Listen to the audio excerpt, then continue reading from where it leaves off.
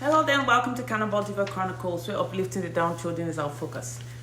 I like to talk about the story that's making the rounds on Instablog now, and a lot of people are making comments. I found the story to be quite relatable because it has to do with a woman who abruptly decided to make her journey abroad after experiencing 9 years of abuse in the hands of her husband.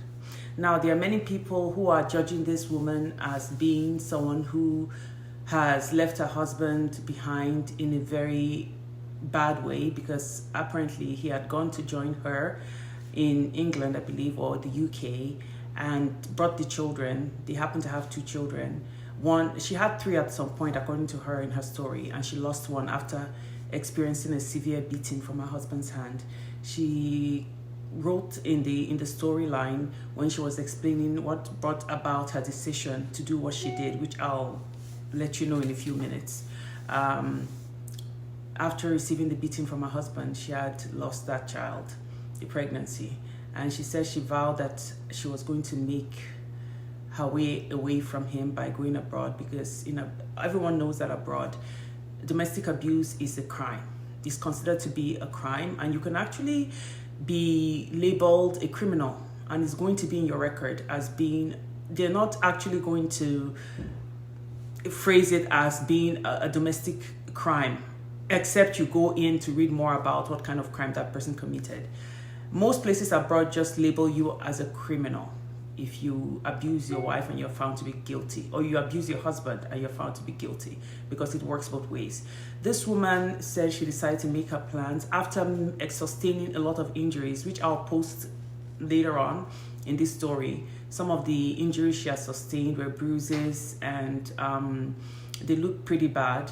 And she said she had decided to leave her husband after realizing that nobody was going to stand for her. Even the Nigerian police, many times she had made complaints to them. Even the domestic violence department, who she had made a complaint to, asked her, what did you do for your husband to beat you this severely? When she had taken herself there to report that her husband had beaten her severely to the point of her sustaining so much injury and taking herself there bleeding and bruised, these people had opened their mouths wide to ask her, what did you do, madam, to sustain this kind of injury from a man? You must have done something really bad.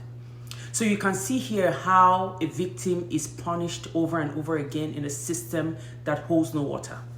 In a system where people can continue to do as they please, to the point of even killing their partners, and they continue to turn a blind eye. And that is one of the reasons why I decided to start this blog, because you know what? Enough is enough. Enough is enough when men decide to do as they please and beat. You are bigger. Most men are bigger than their wives. They use their brawn and their stature to terrorize, intimidate, and abuse women to the point of almost killing somebody else's child because they believe that they can do as they please in a culture and in a country where people continue to turn a blind eye and blame the victim time and time again by asking them, what did you do for you to deserve this kind of beating? Just imagine being in that kind of situation. It's worse than being in prison. The psychological and the physical and the spiritual and the emotional terror that somebody feels when they feel they have nowhere to run is indescribable. When you turn to family members, especially when she complained that she had turned to this man's family members, and at some point they had gotten tired of hearing her complaints, and they started to blame her too by telling her, we know you very well and we know that you have something to do with him beating you, thereby justifying what their brutal brother or their brute of a brother had done to this woman. I believe that there's nothing somebody can do in this world to justify physical harm. That's what my beliefs are. I mean, I grew up in Nigeria too. I came into this country at the age of 20. I just turned 20 when I came here. So I've been in this country for decades. And even before I came, I used to frown upon people who lift their hands to hit the weaker vessel, to hit the weaker sex, because you know what? You can actually kill them. You can actually dislodge something in their body. You can actually fracture their bones. You can actually do something to them that would never heal. Even if physical bones heal, even if at the end of the day their bruises heal, what about the emotional, the turmoil, of years of abuse. They can decide to forgive, but these types of abuse are very hard to forget. It takes years of therapy, like I've said in the past, for somebody who has experienced emotional abuse to actually completely get over it. There still remains some kind of memory that triggers some emotion in their private time when nobody is there, that brings tears to their eyes most times that nobody sees. So for those of you who believe that it is just a physical beating, that sticks and stones can't break my bones, and words will never hurt me, all those kind of ideologies, please, words hurt. Sticks and stones still hurt, but words are even worse. Harsh words that are based on lies and untruths and just the desire to hurt somebody else emotionally can take its toll after many years. Even when it's done once, that's bad enough. How much more years and years of such nasty behavior? I decided to type out what she said because, I'm going to read out some of the things she said in this video because I don't want to use my own words to express her grief. Because this woman had traveled abroad, like I said in the beginning, and she had made her way abroad after many years of planning and scheming to leave this brutish man, to escape his evil and nasty abuse. She had decided to make her way abroad by years of planning and, assistance from her husband and some friends. According to her story now, she said her husband is going about and making the rounds and lying and telling people that after he had helped her abroad, this is what she did. So a lot of people are judging her harshly. I'm coming here today to speak because I know that, I wasn't there when this happened, but I can tell you one thing. Many women and many people will not make up stories.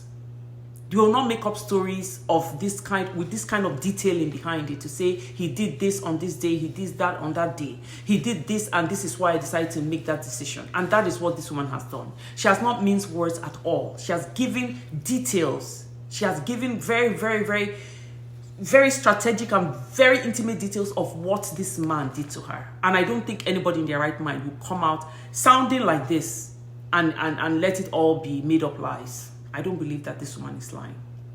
And why do you say that I don't have any proof? Well, I'm coming from my own experience. I will tell you this much. When I came and I started to do my own videos, it was out of a desire to purge myself of the evil things I'd experienced, of the wicked ways of some people who believe that nobody will ever find out. Nobody will ever know what they have done to you. That even if you come out to tell the truth, they will go out and tell their own version, made up of lies, made up of all kinds of lies. Because many of them are too ashamed to admit that they are that evil, that they have done the things they have done. So this man now is going about telling people and spreading lies that he did not do the things she said he did. Let him give us detailed information of what he did to her and what he did not do, just like she has done. I'm sure he will not have any story to tell, only for him to come around to say he paid for her trip. He paid for her. And she's saying here that he didn't. And that he's even going about to say that he sold their property in order to raise the funds for her to travel. And here she said, tell the truth. You said you sold property? She said, Henry, she even called his name. Kudos to you for calling this man. Because you know what? Names have to be called at some point. Henry, say the truth. You lost your job in April or May, and my dad single-handedly asked you what you wanted to do, and you said you wanted to do business. He furnished an office for you and set you up. My parents fed us for many years. And even the business self, you squandered it and treated the business like nothing, and it folded. She's given a history of what her parents did to help this man even raise funds when he could not provide for the family. That her parents actually got involved at some point to assist them. And she continued by saying, you married me when I was finishing school and my father paid my tuition. This is for him going about saying that he paid for education. You see how these narcissists lie? How they go about lying that they did things they didn't do? Taking credit for the things that they didn't do. She said, my father wanted to help a new couple financially. And she also said that at some point, You know, she's very emotional. You can tell from the context of the way she's writing her story, because she's jumping from one part of the story to another. And she says right after, you asked for a video of SEX so you could record me and blackmail me and post it on blogs. Like when they had done a video call, they had asked her for this. And she said she caught on that he was trying to blackmail her. You can't get fresh water from a murky and evil stream. Someone that is that manipulative, they spend most of their time thinking of how they can do evil, how they can repay good with evil. What kind of things can they add to the already terrible things they have done? When their mates are planning how to help others and how to improve their own lives and how to improve the lot of their families, these people are going about thinking about how to destroy the lives of people. There's a saying that when the devil cannot appear by himself to do harm, he sends a narcissist to do his job. And this man, from what I'm reading, be the judge. Does he appear like a narcissist or doesn't he appear like a narcissist? I've given a little bit of background of how narcissists operate. They believe that they are right, and they believe that nobody can tell them right from wrong. So even when their family hears about what they are doing, because of the way they lie to their families end up believing them. Because the woman is not there to defend herself when they are telling their families the stories of what happened. So the family is going to believe them now. Obviously, the family is not going to turn their back on their own child. They're going to believe them because they come across with a different face, so humble, so quiet, so unassuming. Oh, this woman is lying on me. After everything I've done, the sacrifices I've made for her. Let God be the judge. Let God. That is how they come across to their family. They look like they're so innocent. And at some point, you can't blame their family members for believing them. You can't. They even call the name of God and our Savior. It is so scary that these people do not have a fear of God. That even when they lie, they call God in the midst of their lies. I had somebody one day who used his own mother's head to swear that he didn't do something. His own mother's head that was still alive. To swear. Only for me to find out that he was lying. So there is nothing that you can put past narcissists. There is nothing at all. They will use, in fact, just to lie, just for you to believe their lies, they will use anything, anyhow, anywhere to prove that they are right. The woman carried on by saying, you are a 6'4" tall man who weighs about 120 kilograms. I'm a 5'3" woman who weighs barely 68 kilograms. You nearly killed me in 2021. After beating me mercilessly, I laid on the floor helpless and hurt, and you sat on my head just to try to stop me from struggling. While my little children watched, shaking and crying. And at that moment, where I almost stopped breathing, something, in a bracket, a small voice, said to me, stop struggling, just breathe. While I laid there, I told myself I would save myself and save my children, in capital. And save my children, in capital. Take note of that. That is someone that is telling you her lived experiences. Let me just tell you guys. That is somebody that is telling her lived experiences. You know why? She has no reason to lie and to bring a story like this out. Because many women are able to take abuse, beatings, all kinds of emotional trauma from their abuser and from their predator. But when they realize that it's affecting their children or their child, that is what moves a mother. Nobody will ever understand the extent of a mother's love for their child. You know how long it took to have a child? 9 months of morning sickness, of not being able to eat, of not being able to do anything, just weakness and just being there, feeding, nurturing. Someone like me now, I know I took vitamins. I took folic acid.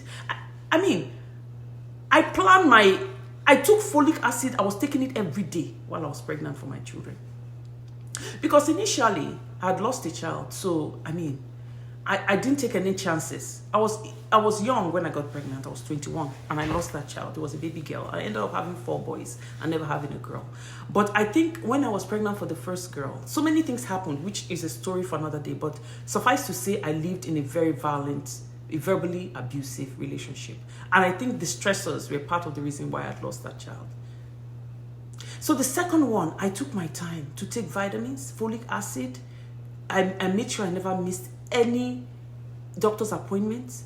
I made sure that I did the part I could to contain the stressors and to stay away from anything that would make me so stressed that I'll end up losing the child. So guess what?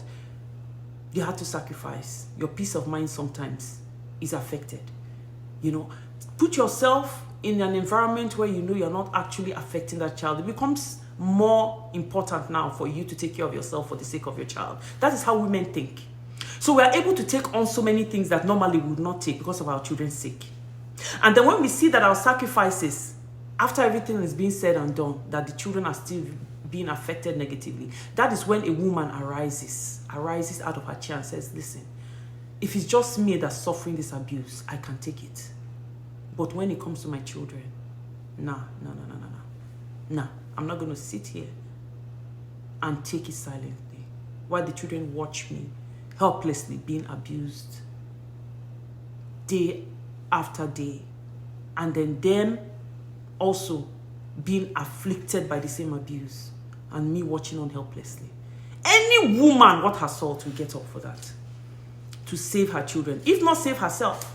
So this woman saying this now, she said the small voice told her just breathe, because if she had struggled, maybe the man would have sat on her head in a way that she would have broken her neck.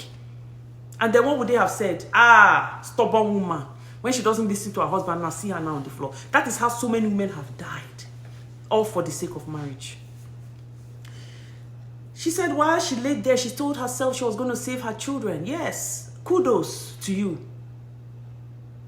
She's continued, you didn't pay for anything, not even 1 kobo. And you've been calling people and cursing yourself, not me. May every curse that any narcissist, be it man or woman, says against their victims that has managed to escape their abuse, may it return back to their head in the mighty name of Jesus Christ. May it return back to their heads. A curse causeless shall never stand, neither shall it land. That is what the word of God says. For whom the Lord God Almighty has blessed, no man can curse. Because of the evil ways of narcissists, men or women, they believe that when their victims escapes, they can then start to curse and do all kinds of evil against them. But the God who allowed them to escape, he's watching. He's the one that allowed them to help them. The angels of God and God sending the angels of God to deliver this person are the ones who have actually done the work. It's not a human thing when somebody is captured and trapped by a narcissist for the victim to escape. God is involved. She continued by saying, I worked hard in Nigeria for every penny I made. Family, friends, even my parents contributed to my journey. Now you want to taint me and harvest where you did not sow? You kept calling me and asking me to send you money for beer and pepper soup.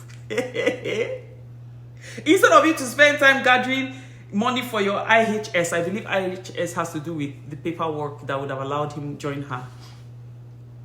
The way the story goes, he had actually come, after she had been able to travel abroad, he had the children and he had actually managed, I don't know what the frame of time that it took for him to eventually go there to join her with the 2 children. And apparently when he had gotten there, she had taken the children from him in the pretext that she had somewhere to go to take them quickly, and she had taken the children from him and escaped and never came back to pick him up from the airport.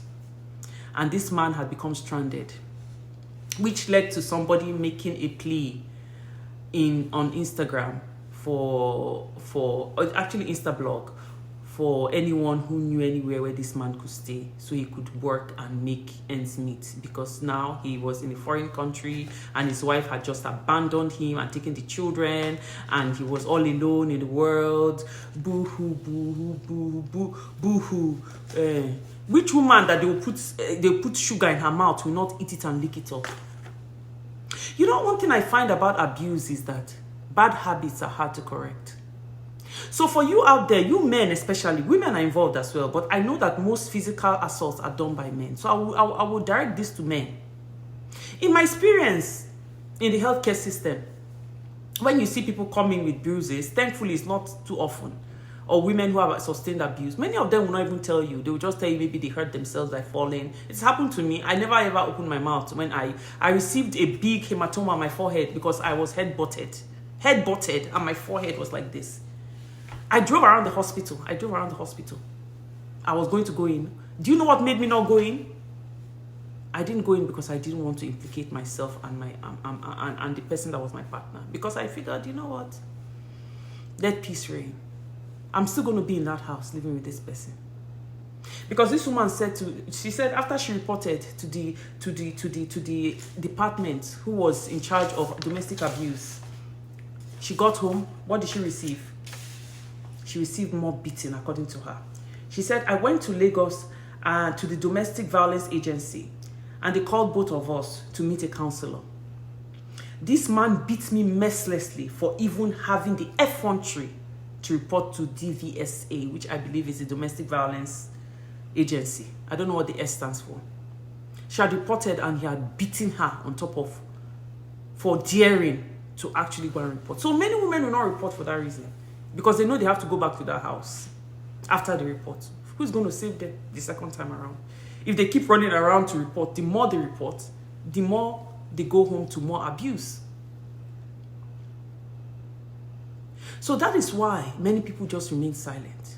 I know that when I received that big hematoma is a big boil. It looks like a big, massive boil. If you know how a boil looks, just imagine that on somebody's forehead, like this. That's how it was on my own head. And you know what? Did I report to police? No. I drove around the hospital thinking, and my baby was in the back seat. I said to myself, what am I going to do after I report? If I go now and they ask me what happened, I say I fell. How did I manage to fall on my forehead? So that is why I didn't go in. I said I was just going to go back home and treat myself. And with time, it will reduce. So I didn't report. It took many other incidents of abuse to get me to actually report after many. But that's a story for another day. Let us continue with this woman here. So if I'm relating to her, it's because I know that many women will not come out and lie and tell blatant lies. They give receipts like this. And that is this kind of stories that I actually want to use as an example. For you men who think that you are beating your wife, you are beating your partner for, any small thing they do, you believe that you have the power to maltreat them, you have the power. It's only for a time. For you men who think the women do not have a means of livelihood to leave you, to actually go and make a living. It's only a matter of time, especially if the woman is God-fearing. She will just be crying to God every day. If she does not have the money today, it does not mean she will not have the money tomorrow. And when she gets the opportunity like this, she's out of that place. And when she leaves you, and you think you can go around spoiling her name by doing what they call smear campaign now, because that is their work. Smear campaign and spreading malicious lies. Those of you who haven't watched my video about smear campaigning, go back and watch it. That is the strategy of the narcissist. They will spread evil lies about you, say things that you didn't do. They will say you did it. They will add pepper, add salt, add curry, add thyme, add everything, so that they will say you're a bad woman. But who bad woman help? Who bad woman help now? Because at the end of the day, they call you names. Your chi knows the truth. Your God knows the truth. So don't even explain. There's another video I made that said, don't explain to those that choose to believe that what the narcissist is saying about you is true. Don't explain. Your God knows the truth. He's going about telling lies now, saying that she did. She even said a story here that really, really... In fact, this story resonates with me so much that I had to type it out. Because I'm saying, what is going on? She said there were times he would start issues at past midnight. See, I can relate.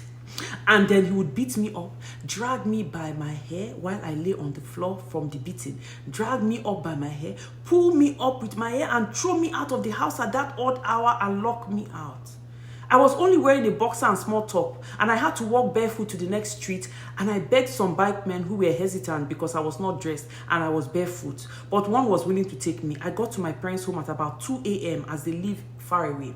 Another time, he started trouble again at an odd hour. He beat me up, literally threw me out of the house by pushing me intensely after beating me up, and locked me out. I waited outside in the compound for hours with the hope that he would open the door and let me back inside the house, but he did not listen to my pleading. So I had no option but to walk barefoot to the next street, and I begged a yellow taxi man to drive me to my parents' house. I got to my parents' house at about 3:30 a.m.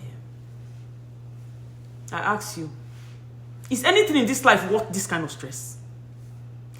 There's nothing in this life, even marriage, nothing that is worth this kind of. It's abuse, it's torture, it is like hell on earth. That is what it is. When you are like, at some point you're like, what have I done to deserve this? You start asking yourself questions. I'm sure this woman was asking herself what she did to deserve this. You didn't do anything, no. That man is a brute. That's what he is. Yes, if he did what he did, these things that you're saying he did, yes. Because guess what? I've been kicked out of the house too. So, but guess what? That is a story for another day. In fact, it's already in one of my vlogs. So I'm not going to go back to that. But guess what? It happens. Because when a narcissist is angry, the only thing they care about at that time is their anger. It's like a demon pushing them to do what?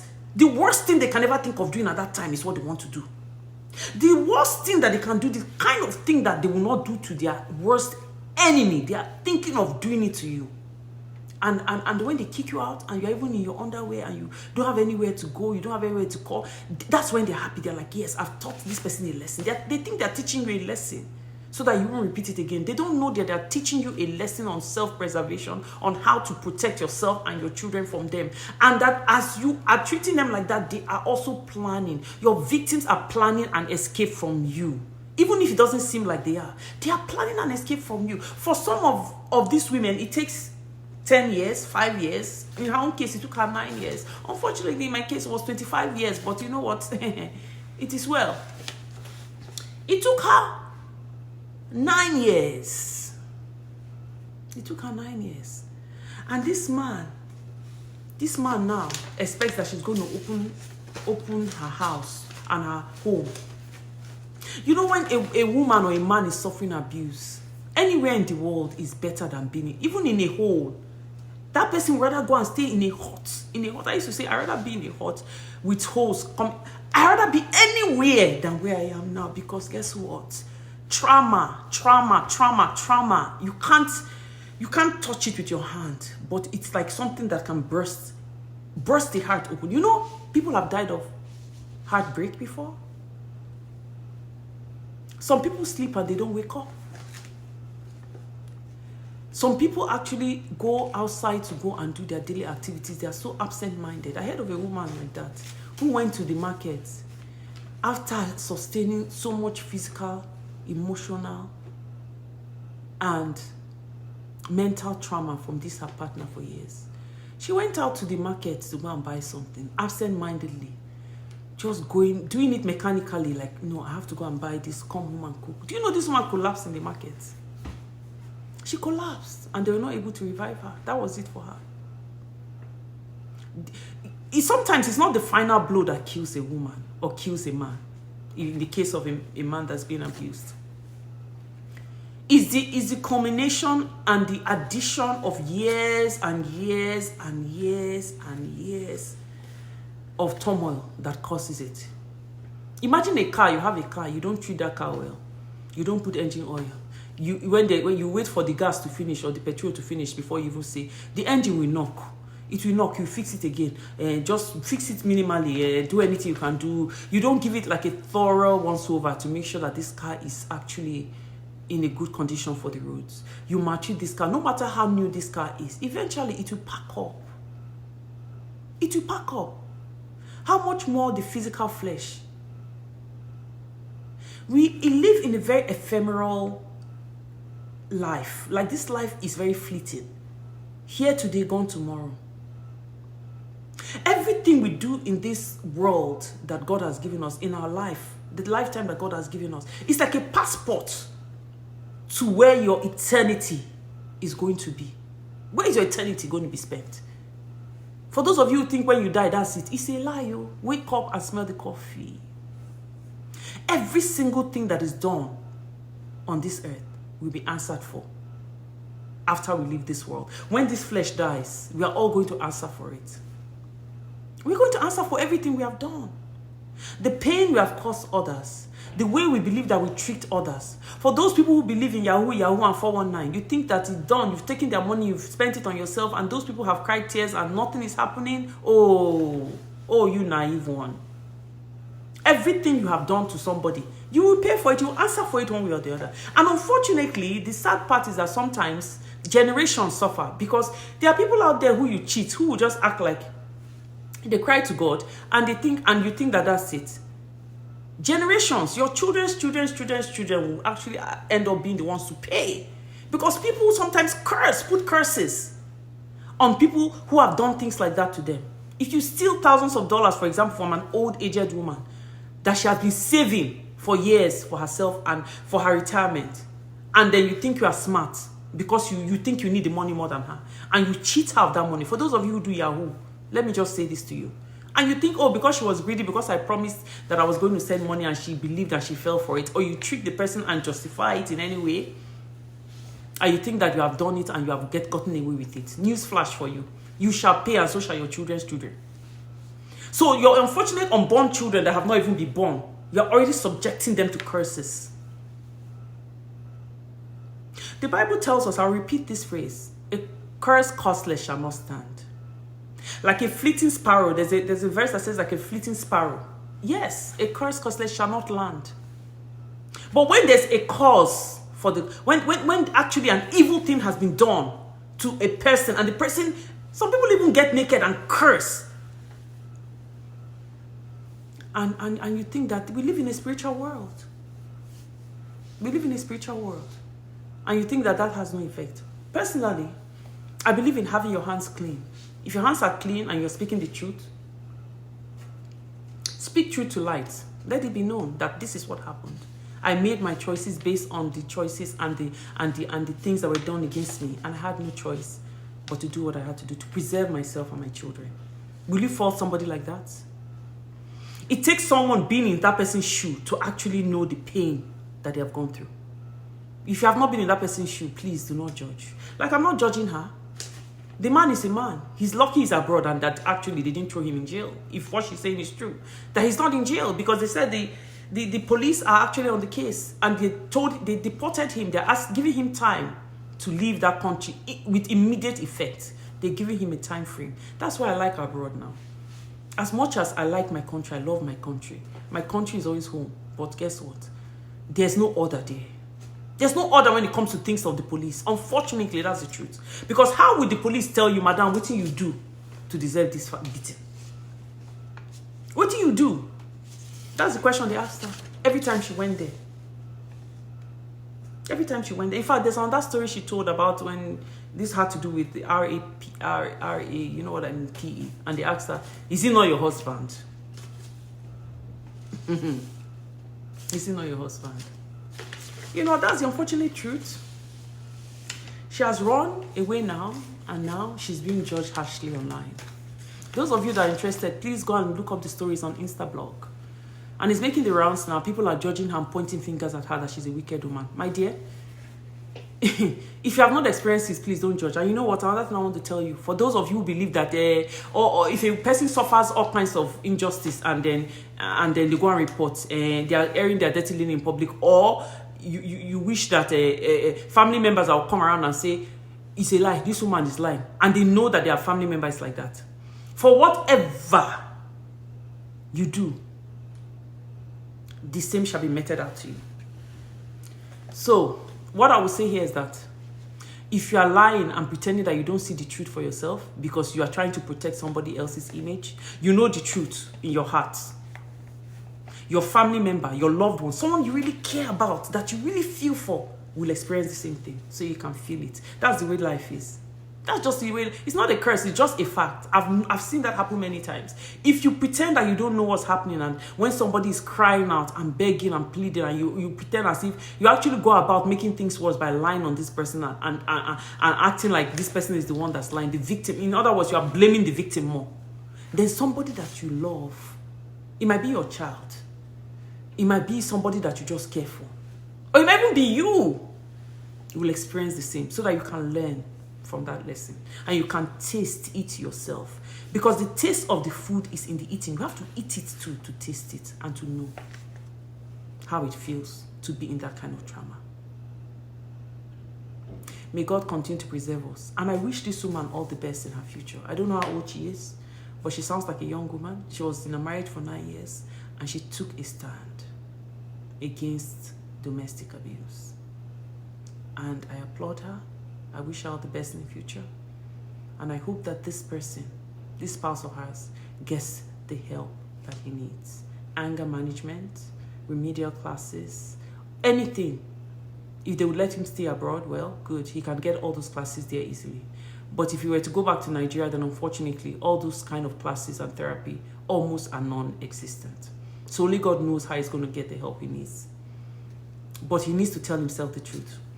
Spreading lies about her is not the answer, because that would not help you in the future. You're going to get into another relationship, because I know there are many women in Nigeria. The quota of women to men is the women are actually more. So you have many women, but you continue that vicious cycle of abusing them, because that is part of who you are.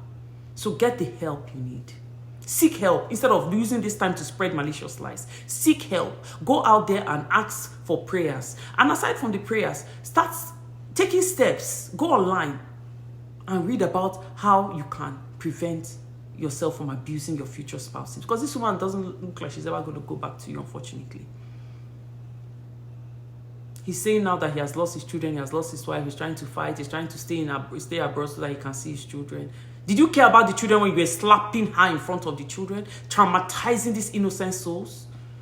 Traumatizing their innocence.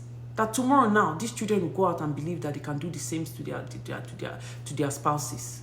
That's the legacy you have left, or you are leaving for these children, for your information.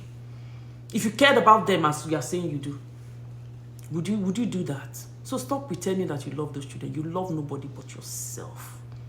That's the truth. You love nobody but yourself. You only love yourself. Go and get the help you need. Okay? For those of you who are still abusing your wives, continue. Your day is coming. Your day is coming. Because this is our God. He sees. He sees. You might not know he sees, but he's seeing everything that's done in secret. Go outside and pretend all you like. God Almighty sees it all.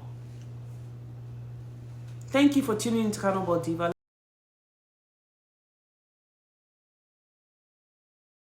Soundstripe.